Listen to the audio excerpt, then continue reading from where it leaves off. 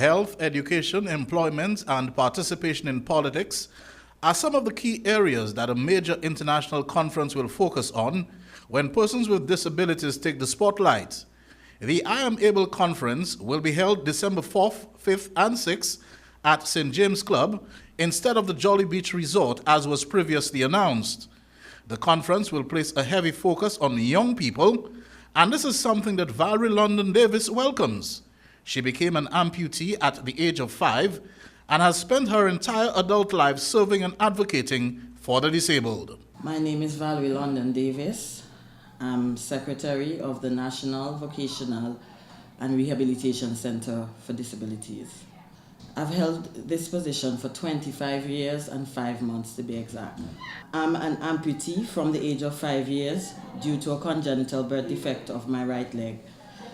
I was born here in Antigua and graduated from the Clare Hall Secondary School in Clare Hall in June 1991. After receiving my education, I was referred to the National Vocational and Rehabilitation Center by the late Honorable Adolphus Freeland. He was the former Minister of Labor at the time. Mr.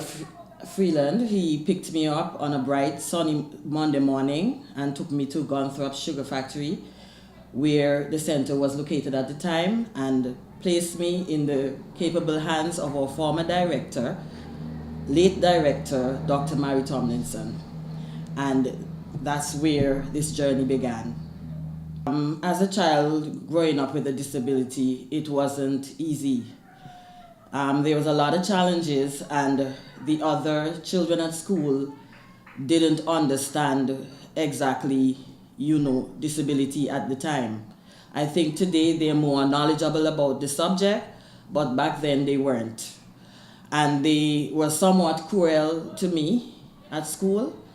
I didn't have much friends. Some of them abused me physically. They threw stones at me and laughed at me, pointed fingers at me. And that made me sad sometimes. Actually, I didn't want to go to school. I would cry every time it comes to a day to go to school. I would actually cry and didn't want to go, but my parents, they keep encouraging me, just ignore them. You're going to get an education and focus on that. And though at times it's difficult to ignore them, because when they throw stones at you, it's not easy to ignore persons throwing stones at you and calling you names and pointing fingers at you, but I had to build up the courage to do so. And as a result, I gained entry into the Clare Hall Secondary School. I didn't write an exam, because at the time of writing an exam, I was in Jamaica getting a new prosthesis. And, I wanted them to send their exam papers to me, but at the time I was too young to understand that that wasn't possible.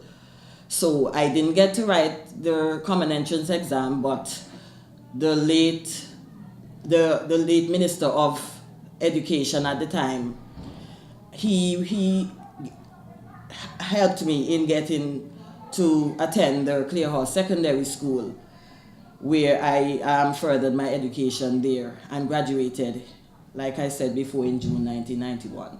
It improved a bit, but still, I didn't have much friends.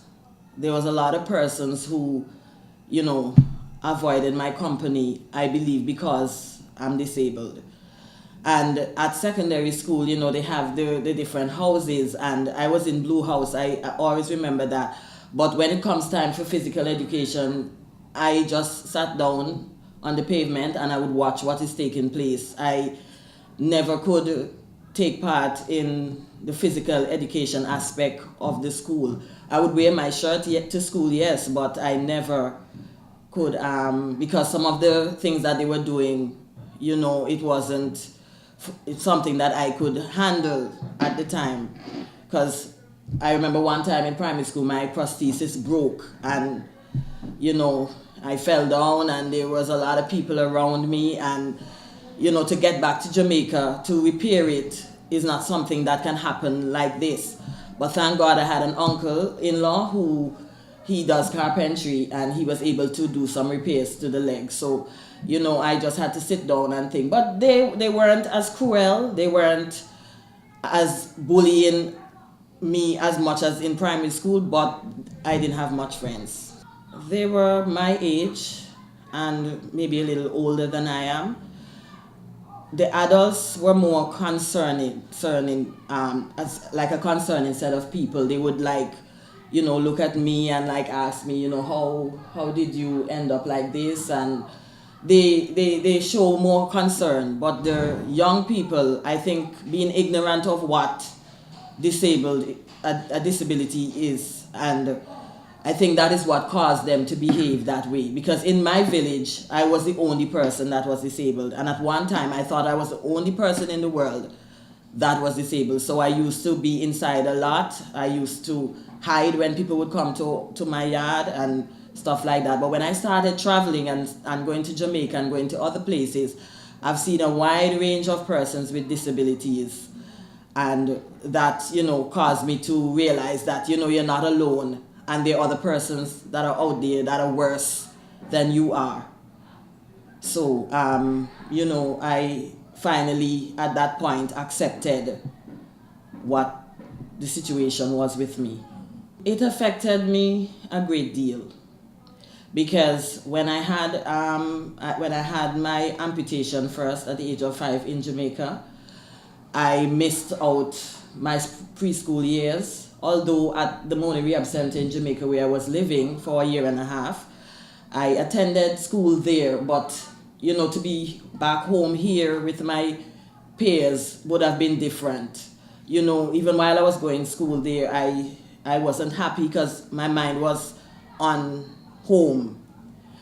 Then after I came here and the bullying and the discrimination and the throwing stones and all of that, it sort of affected my work because I didn't want to go to school. And even when I go to school, I wasn't happy. I wasn't focused. It was very difficult. But then after the late Reuben Harris, Minister of Education at the time, gave me the opportunity to attend the Clay Hall Secondary School, I started, telling myself, you have to buck up and you have to, come out something regardless of your situation. So I started focusing on my work. Again, I had to travel when I was in 3rd form, but thank God I never repeated a class. Mr. Harris, he told me, he's going to see how I do at the school since I didn't really gain a pass to the school. And unfortunately, he died when I was in 4th form. But I never repeated a class and I graduated like all my other classmates. That compassion from especially persons in that capacity is very supporting and helpful. It was because of the late Honorable Adolphus Freeland why I'm walking today. Because he's the person who actually saw to it that I, get to travel to Jamaica, and then they had to make a decision whether to remove the leg or not. And the final decision was to remove it because in order for me to use a prosthesis and move around, I had to have that part of the leg removed, which is just above the ankle. So he was very instrumental in me, being the person I am today. And, even picking me up in his personal vehicle. Actually, he was my neighbor for a number of years before he moved to Tomlinson's. So, he really, really supported me. And even the late Reuben Harris, he kind of was kind of reluctant in giving me that opportunity to attend the school, but in the end he did, and I was, adamant that I was going to prove to him that I really can achieve. And like I said, sadly he passed when I was in 4th form. Right. But the more we get help and assistance from the government, and as you said, compassion, because that makes the road a bit easier for us. Living with a disability is a challenge every single day. People might see me with a smile on my face at times, but I'm hurting, I'm in pain. Sometimes to walk, I'm in pain because the prosthesis, they're not all that comfortable as people might think they are. Right. So you're faced with pain, but in the midst of all that, you just have to get up and go. And being a mother of two, I mean, I raised these two children on my own, and it wasn't easy, but I had to get up for the sake of those two kids who are now, my daughter is 21 years old and my son is 18 years old. I had to get up for them and to bring them this far in life. It wasn't a choice, it's something I had to do. Valerie is a very compassionate, loving, caring individual. I wanted to be a nurse. And even to this day, I still have that passion. But because of my disability, I had to shift from that profession and go to choose a profession that I would be off of my foot. My mom, Dazarine Simpson, she has been supportive from day one. She always told me that when the doctors, after I was born and the doctors, they whisked me away from her. She wasn't able to see me for a while. And then after, they brought me back to her and they showed her what happened to me. You know, she said she never felt down or discouraged or anything. She said, you're my child and I love you just the same. And she showed me that love even to this day. She has always been supportive. She was never ashamed of me. And when I say never, I mean never. This woman would boast about me everywhere she goes. And even though persons would not know that I'm disabled, she's saying, oh, and she's disabled, and she can do this and she can do that. She's always, encouraging me, supporting me, along with my grandmother who has passed 4 years ago, I think. And, the entire family, great-grandmother, everybody has just been supportive. I love my job. I over the years, I've perfected it. My bosses boast of having one of the best secretaries. And I do believe that I am very good at what I do. And when you can't, they say if you're given lemons, make lemonade. So I weren't able to be that nurse, but I perfect what I do. And I'm a nurse in my family because that's what they refer to me as. I'm there when persons are having their babies. I'm there in the labor room with them. When they're sick, I'm there with them when they're sick and stuff like that. So I'm a nurse in my family. I always look forward to becoming a parent. There are times when I said, I wonder if that's going to be possible because of my situation. And I would question, different persons, my family members, wonder if I'm going to be able to become a mother someday. And when I finally did, although it happened at a time I wasn't prepared for it to happen, I was elated. And after visiting the doctor says, oh, you're going to have a normal pregnancy. Don't worry about it. Your foot has nothing to do with that part of being pregnant, And I did have a normal pregnancy. And I did got my wish of a daughter first. Yes. It came naturally. I think because I was born disabled, everything just comes natural. It has its challenges, but there's nothing that I can't do. I just might do it slower than the other person can, or I might do it different than the other person can. But I just tell myself from that moment on, I tell myself, you can do whatever you want to do and achieve whatever you want to achieve in life. I was married and yes, I have 2 children. We have 2 children. And like I said, it has its challenges. There are times when I'm in so much pain that I cannot look after these children, but they are sensitive to what's happening with me. And they never question. It's like they born just coming to know that's me, and they just supported me in that way. We have certainly come a long way where healthcare is concerned, but I still think that persons like myself sometimes are challenged when it comes to getting assistance to travel abroad for certain things like different prosthetic things. It's not only leg, you have persons that use braces, you have persons that use walkers and wheelchairs. Government has been doing a whole lot, I should say, and they have been very, very instrumental in helping me to have my prosthesis either get a new one or get the old one repaired. But I think a lot more can be done, because there are times when there are challenges for me to get the assistance I need. It's a lot of up and down, and it's a lot of red tape. But at the end of the day, I still would get through and would be able to travel abroad and get that assistance that I need overseas.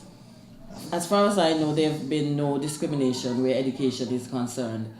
We are able to attend whatever schools we can attend.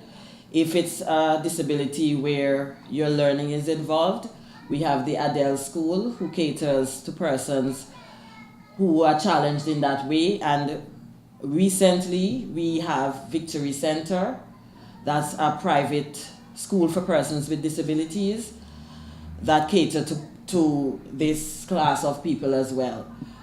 But from my experience, everything was open to me. Even after becoming employed, whatever training was available, whatever scholarships was available, I was able to access it if I wanted to. But having two young children raising at the time sort of, affected that. But now that they're older, I am more free now to focus on me and focus on furthering my education in whatever way possible to, make me become a better person. I cannot speak from a broad thing. I don't really know much about persons where employment is concerned living with a disability here in Antigua, but I can speak from on my own behalf. That area itself wasn't a challenge, but sometimes working with persons who are not sensitive to persons with disabilities can become a challenge. I have had the opportunity of doing on-the-job training when I started at the center back in '92 at two establishments. I used to work at at the Siboney Beach Club. Mr. Anthony Johnson, he was the owner of that facility, and I must say he was very sensitive to persons with disabilities, and I really got the kind of training I needed. I was doing like reception and sales, and I really got the training that I needed. And then I went to the Antigua catering and was under the supervision of Mr. Chris Martin, and he is a disabled colleague, and he really assisted me. But I believe persons can access whatever employment they want. It's just that sometimes persons who are disabled refuse to, capitalize on these offers. They're not so much out there. They prefer to be locked away in a house and hide themselves from the world. But that's not going to get us anywhere if we do that. We need to capitalize and benefit on whatever there is for us to benefit. So where employment is concerned, I don't think there's no discrimination with employment. I just think that we ourselves need to come out more. We ourselves need to, achieve more so that we can hold, esteemed positions in Antigua. I hope that from this conference that young people would begin to look at themselves in a different light. you know, it's not the end of the world being disabled. You understand me? And I have had the opportunity of attending several conferences representing Antigua abroad. I've been to Washington, D.C. with, I was supposed to travel with the labor minister at the time, the Honorable Adolphus Freeland, but he was unable to attend, so he sent a representative with me.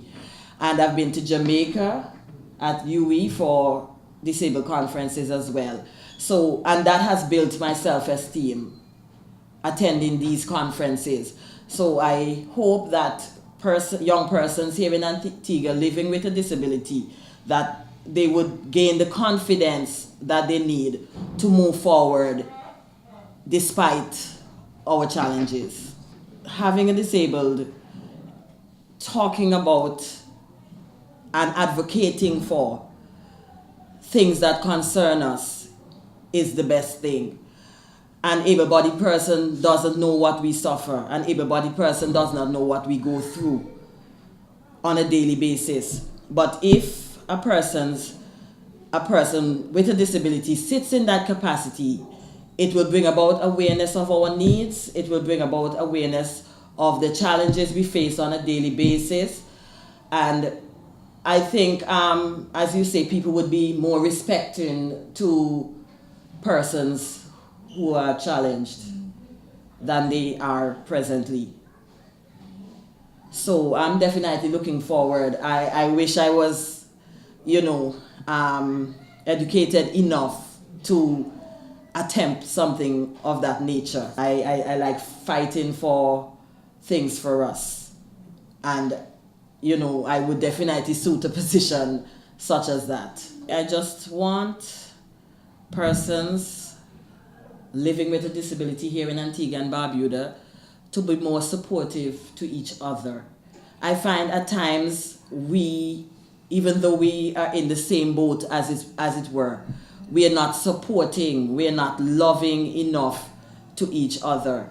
And we definitely need to show more support and more love to persons that are affected as we are. Because when we're gonna look for it from an able-bodied person, we just might not get it.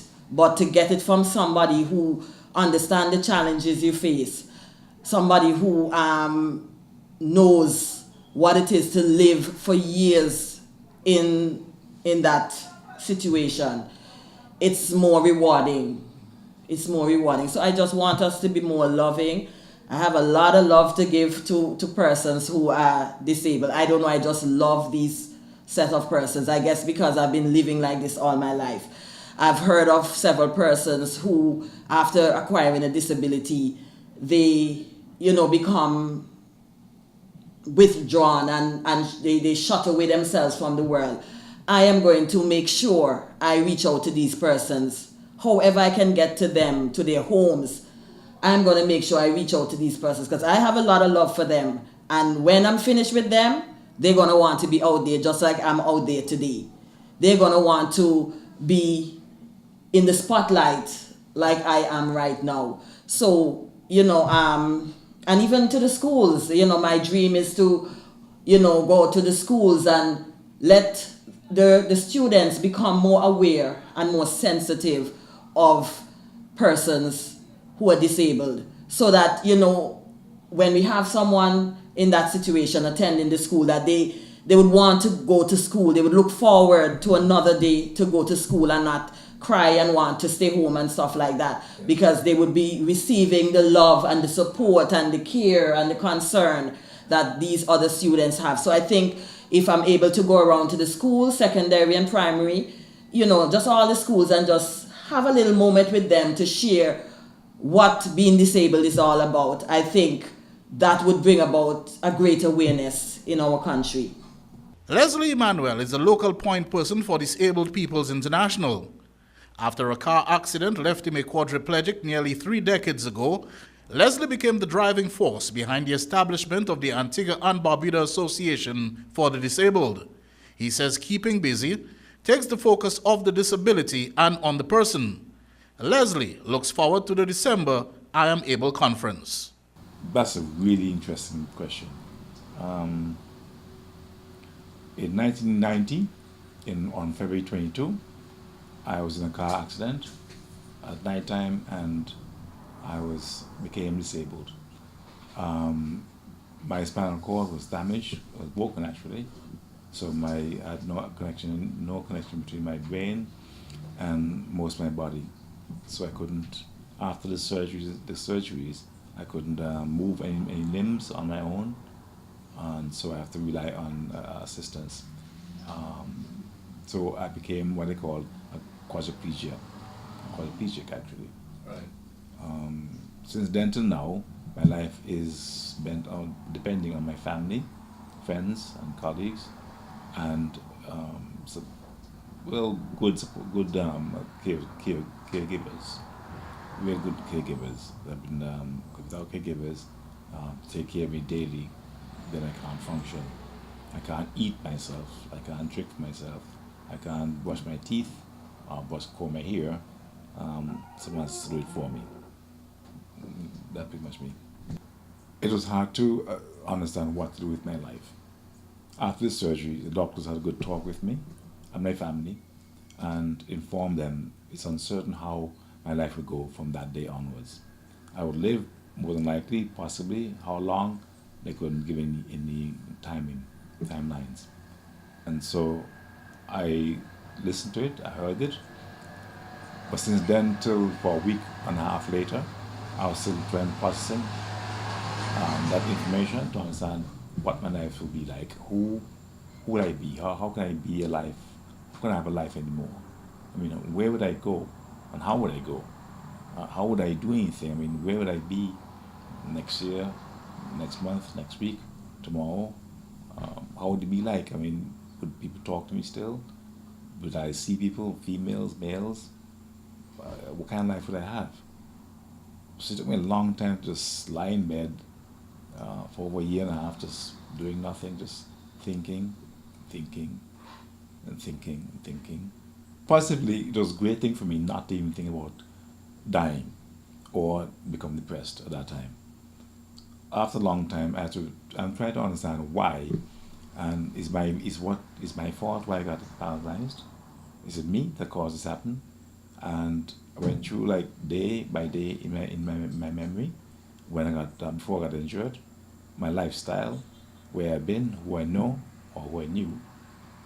So those things helped me to understand better where my life could be or where life could go, and that itself helped me to again recapture some understandings that was not in the same way before and after I got injured.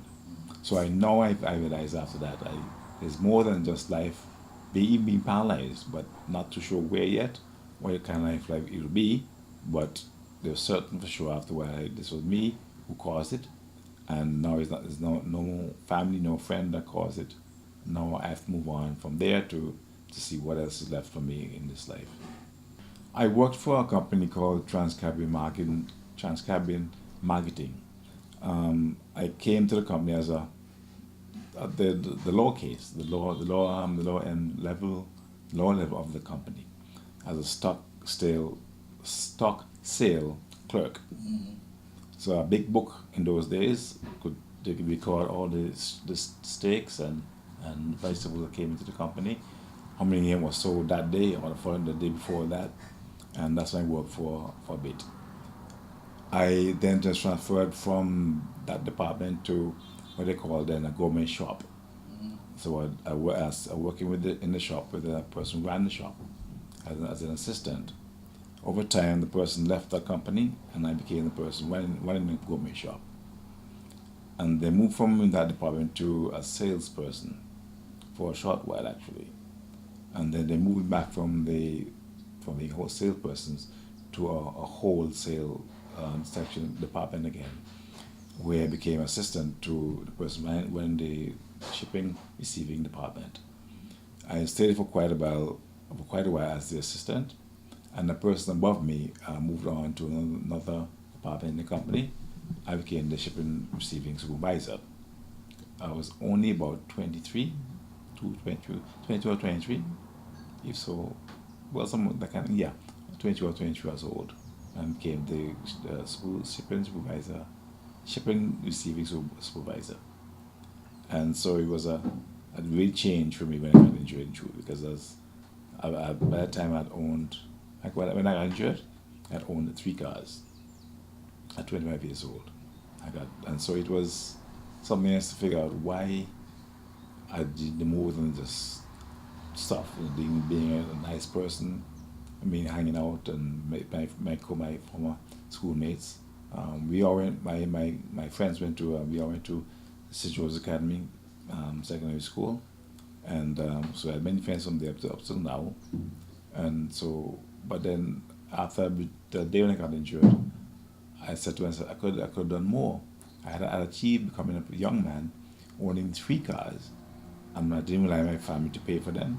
I got loans of my own, pay for them myself, and so all those things, and said, wow, I could have done more.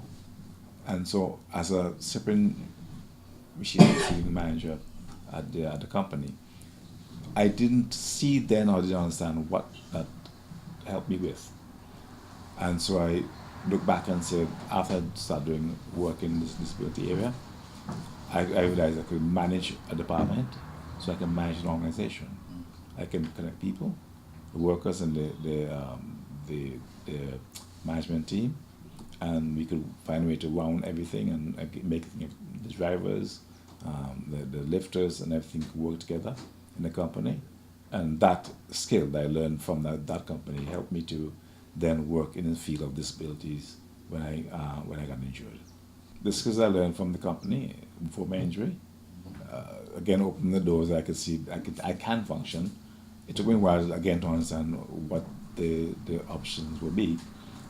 One thing I must state that wasn't very clearly said before me or of me before that. One thing I saw was missing in my lifetime is that I did not know.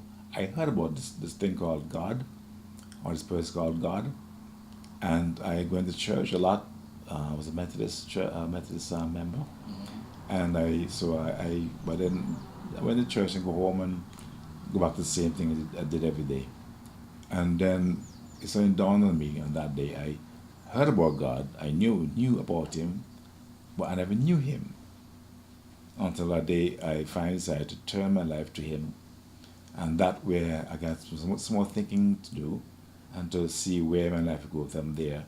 And in 4 years after I got injured, in 1994, some persons came to see me at the Hopton Hospital, and they asked me, what about you start an association in Antigua for persons with disabilities?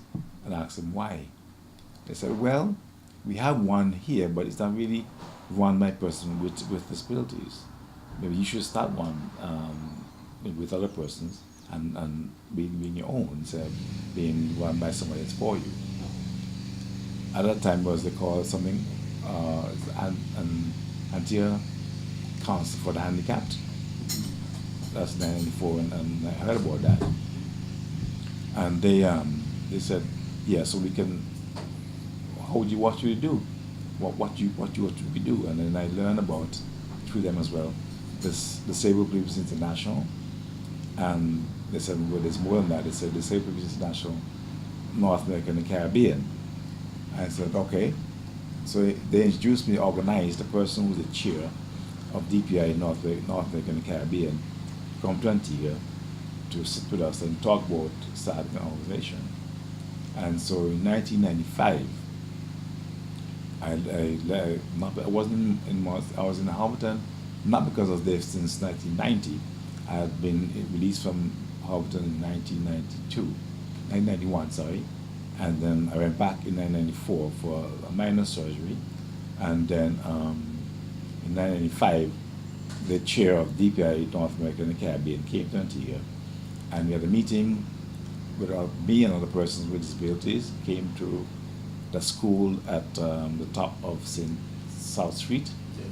And we Saturday morning, about 10 of us, all with disabilities, and we sat and we talked, and then he said, now you elect yourselves into an organization, and then you can manage your own business. And then they all talked and talked among ourselves. And then they chose me to be the president, and the person chose me to be the president, secretary, and so on and so on. Antigua and Barbuda Association of Persons with Disabilities. What I must say is that I was chosen to be the leader at that time, and led for 6 years, and then became PRO for 2 years, and then moved on to the region with ASLUP to run the DPI North America and the Caribbean as the executive director. Then he was regional development officer, and then in 2011 we got incorporated in Antigua, and I was the executive director. So that's when work began in that way.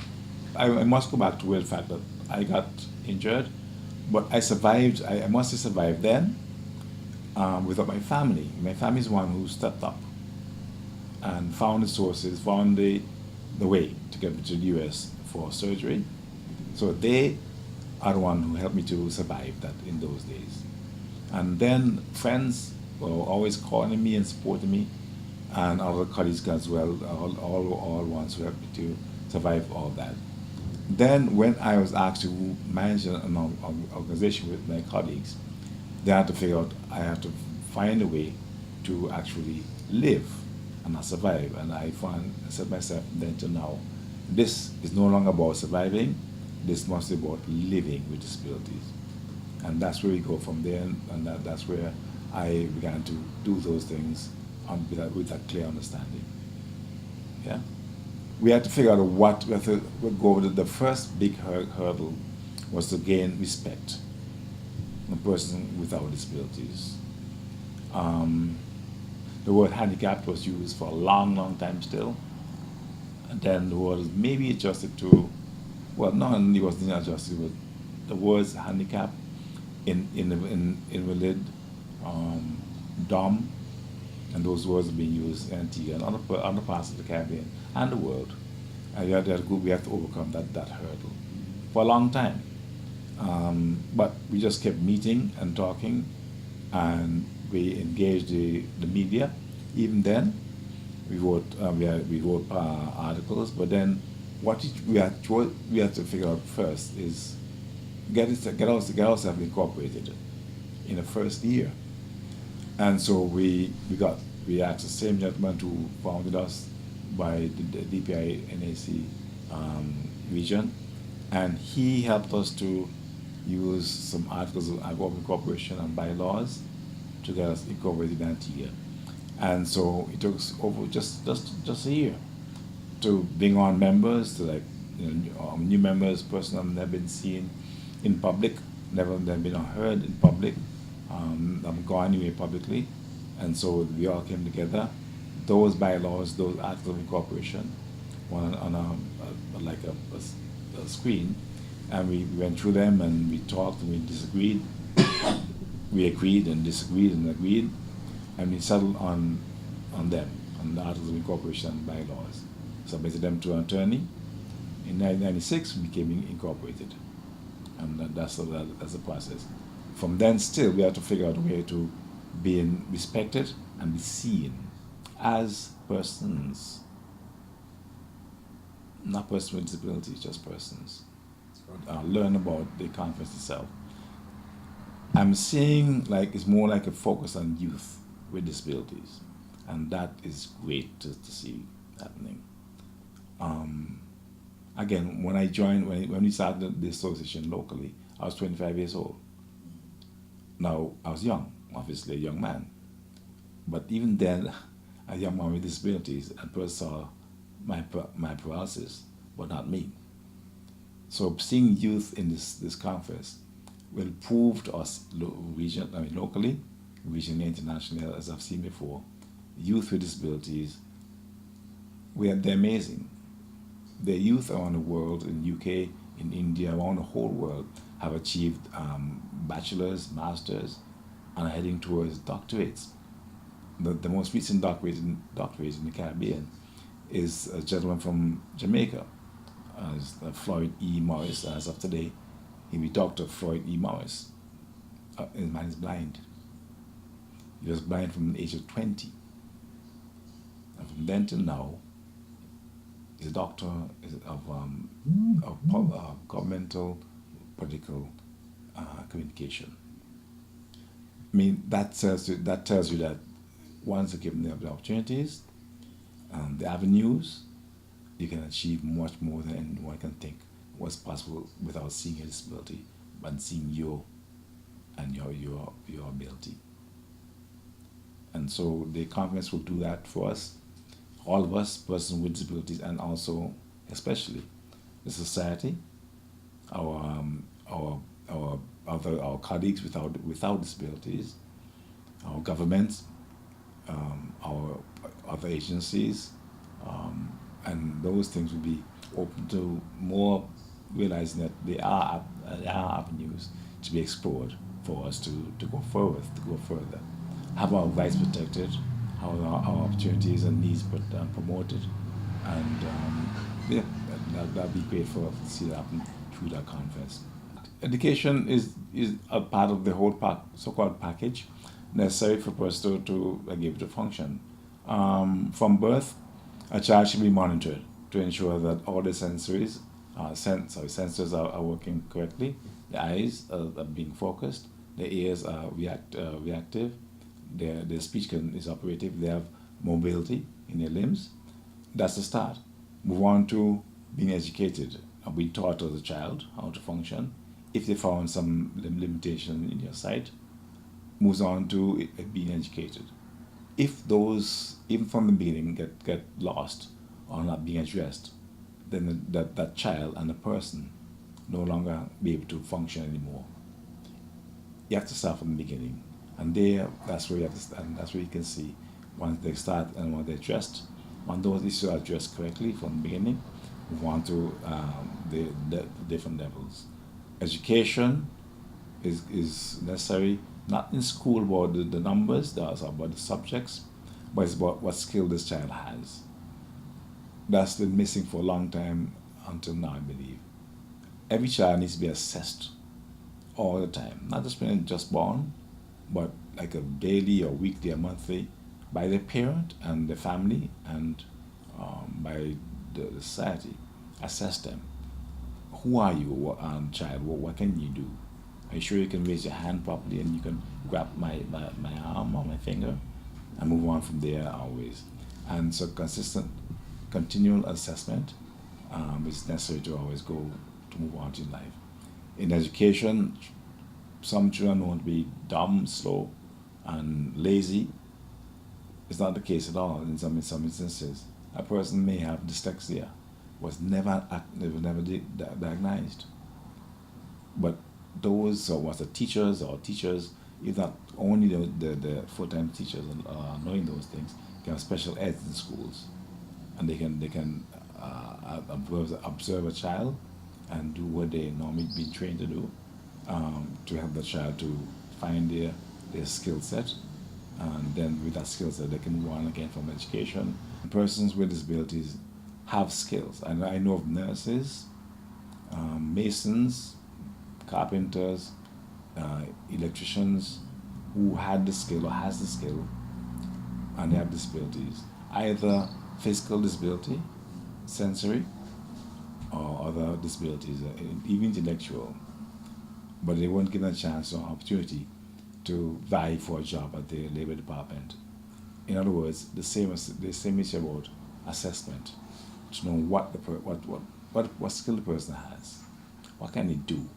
A person who is deaf, I've learned from many years ago, has the skill to do some really lovely and impressive craft items, dolls and mats on the table and those kind of things. And the person is completely deaf. Okay, the person was taught for a long time before then. They had no use in the earth. They're just like someone who need help for everything, but they can do a lot once they've been done, once they've been understood by the employers and by society based on their skill, then they can function in that way. And so employment in this country is a long way to go under our new bill. And so I heard a Senate in saying that someone from the Labor Department need to be on the National Council, and I think by my clear understanding, he's correct. Again, we're now discussing about the appointment. Now, if the person on the council does not know or realize that the person in the community can work with a limb missing or one eye or those disabilities, then other person on the council not really look at those areas. So once you have a complete package of persons in the society who can speak with us to us directly, don't ask a person's friend, or like ask my family or my friend if I can or not. Ask me. Assess me. And there are many templates around the world they use to assess everybody in certain limitations, and those things are available right now. I've been available for quite a while. Even now, though, they're still available to us to use those things to help us all to work together as a good society. I can only imagine immediately that some doctors have diagnosed me over the years will agree with me that without talking to me directly and asking what I think about medications or treatment or care, before that I won't be here at the same level. I've been in bed because I'm ill or something to be dealt with that will take a long time. So healthcare, this may be hard to convey to doctors and practitioners that a patient should be the one to be spoken to more than likely instead of just a family. And some patients may not be able to diagnose themselves or explain to a doctor what they really feel or what they prefer to have.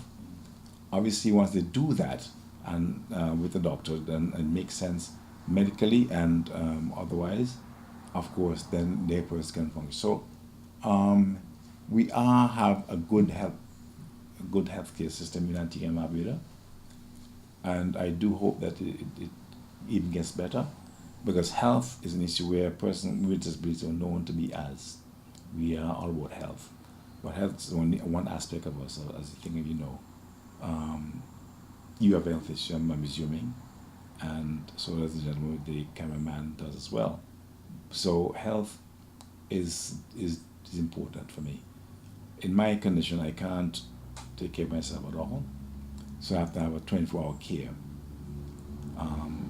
And that's a necessary thing to be established through our bill, and our current bill, Disabilities and Equal Opportunities Bill. We need help with our caregivers. Our families, in my case, my family's been there from day one, I said before. They've been paying all my bills, pretty much. And they've also been there to ensure my care is secure by payment or persons who are actually caring and capable of doing the right things with me or for other persons with disabilities. And so those things are how we can ensure that our health are maintained and sustained throughout our lifetime. It's not a really, what I call a rocket things to sort out. It's been done. It's been seen that there's been difficulties at nursing homes, not only Antigua, I must say that factually, hospitals, private or public, nurses, doctors. So they all need to be connected to the patients or the person who's there as a patient. Because one thing I will tell persons who have been caregivers with me or to me over the years, they say to me, I know you're a patient. I said, no. I'm right in my home. I'm just a person at home who needs your help to function daily. So I'm no longer a patient, I'm a client. So you have to see me as I am, just a client who needs some other attention than other persons you may have been with before, or you've been trained in nursing school, nursing arrangements. So I mean, the whole package again goes to the person. Look at the person and ask the person, that's what you leak, or that's what you need. Want me to brush your hair this way or that way? Are you sure you don't wipe my back go hard? Are you sure you're okay the way you take care of me? My care, the bills that I have to pay for medication. And I must say the government has been good towards that in that regard, where medication on some level is not normally available here for a long time, and some still are not fully available to us without under the government medical benefit scheme arrangement to they can go to the pharmacies in like Navy Street and Clearhall and other places and get your medication. So I must say our care is good. There's always room for improvements. Persons with disabilities become like a political person. It does work. As I just said about Dr. Floyd Morris in Jamaica, Yes. he's been part of the government for a long time. Right. And even right now in the current administration in Jamaica, there's a gentleman, another gentleman who's quite young, lost his name, but he be here for the conference. So we can function. We have in Jamaica, we have Barbuda's, Madam Carrie Ann Eiffel. She's the vice president of the Senate, and she's blind too, in Barbados. So we can. It's very clear that what you have to do though is separate ourselves from the political picture.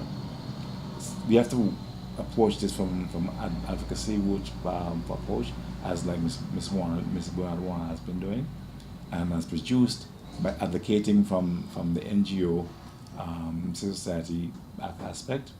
We can get more done. If we just buy ourselves into administration only, and leave the aspect of civil society and NGOs that are quite necessary around the world to do things that government can't do or don't normally do, then we can only get things organized and that way and achieve more in that respect. Yes, because we have the person to, in that platform, hear us accurately, know what they heard from the person with disabilities, in person, and they can really communicate and then relay what they heard from us through that platform while running for a campaign, or you got your office now in an MP, in Parliament or in the Senate, to question about those laws that have been passed, even for banking laws. If a person who with disability like myself can't get to the bank today or tomorrow, even for a week or two, because some illnesses has afflicted me, how will I get anything done at the bank? Can I do it online, or is that available to me? Other aspects of that nature needs to be addressed. The Parliament itself, is it fully accessible to persons with disabilities? Can a wheelchair of any form, of any size, roll up to the Parliament and just roll into be an observer in the proceedings? Those things are very simple. They sound by saying so, but around the world they have been happening for a long time. And I keep saying, like other person do, I know a wheel was created many years ago, many centuries ago. I have no desire to create a new wheel. Make some adjustments, change the color, change the style, change the size, but the same wheel we have to first start with the basis. More impassioned and inspiring stories from differently abled persons will be featured in the lead up to the conference in early December 2017. For the Government Information Service, this is Shelton Daniel reporting.